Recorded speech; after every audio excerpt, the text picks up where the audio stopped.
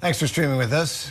She was shot in the head 12 years ago, surviving an assassination attempt which left her with a severe brain injury, impairing her ability to speak. But she survived, and she's soaring. Former Arizona Representative Gabby Giffords is on Capitol Hill today, marking the 10th anniversary of her organization's efforts to prevent gun violence. And our Jay O'Brien had a chance to sit down with her. Joins us live from Capitol Hill. Jay, tell us about your conversation. Yeah, this afternoon, Gabby Giffords is meeting with Democrats in Congress to talk about gun violence 10 years after the creation of the gun violence organization that bears her name, called Giffords. But as you said, 12 years after that attempt on her life in which she was shot in the head.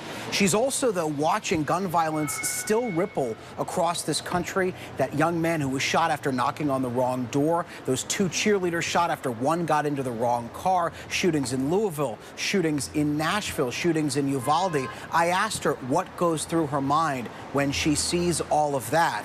Here's what she told me. How do you feel after those tragic shootings in Nashville and Louisville, seeing that again? Disgusting. Violence, violence, violence. No bueno. Too much guns. Too much gun violence. Are you optimistic that something can change? I'm optimistic. It will be a long, hard haul, but I'm optimistic.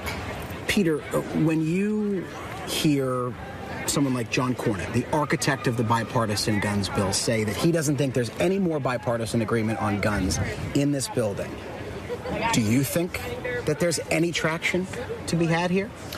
I know that if in the aftermath of the Uvalde shooting,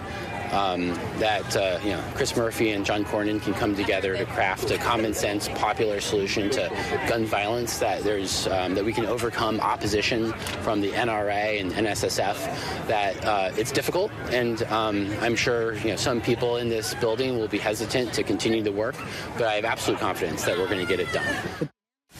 So both Giffords there and Peter Ambler, who's the executive director of her organization, confident that something can be done. But Republicans here on Capitol Hill say that they do not have an appetite to tackle this issue again. You heard me reference John Cornyn, who said he believes everything Republicans and Democrats can agree on was already laid out in that bipartisan guns package that President Biden already signed. So the question hanging over Capitol Hill, hanging over people like Gabby Giffords, who are advocates on this issue, is what more can be done, what more can get through in buildings like this, guys.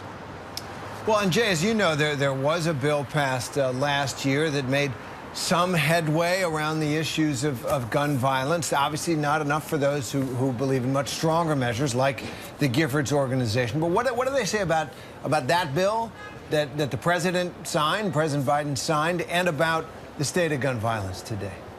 Well, they're encouraged by that legislation, Terry, as you know. They know it was a long, hard road to get there. It came on the heels of the Uvalde shooting, and there was a bipartisan effort there to get something done. But as you said, there are gun groups that believe that that measure was too much. There are gun violence groups that believe that that measure was not enough. There are Republicans here on Capitol Hill who said that any further measure would likely come up against Second Amendment rights. One of the things we're hearing, though, from organizations like the Giffords organizations and others is that they are also focusing on the state level, on state houses, on state legislation that could tackle this issue in ways that the United States Congress can't. And I asked both Gabrielle Giffords and Peter Ambler about that. They said they're focused not just here on the Capitol, but at the state level, because this issue, as they view, is too important enough to only focus their energies in one kind of legislative action.